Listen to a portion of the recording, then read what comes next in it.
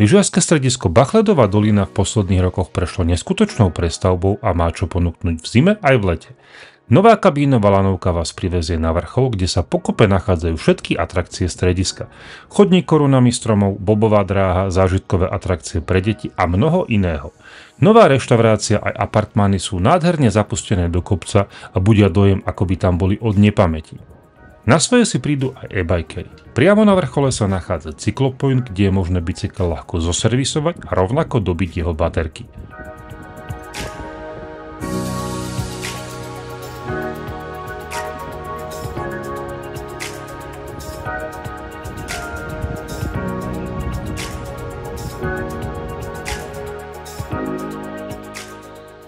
Novinkou prichádzajúcej zimnej sezóny je šesedačka Franková, ktorá zabezpečí pohodlnú prepravu na severne orientovaných zjazdovkách.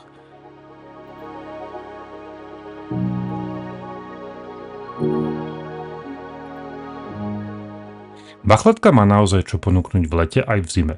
Dynamicky rozvíjajúce sa stredisko každý rok privítá návštevníkov nejakou novinkou. Boli ste už v Bachletke?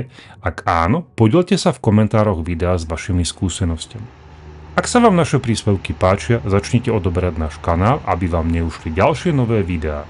Do skorého videnia!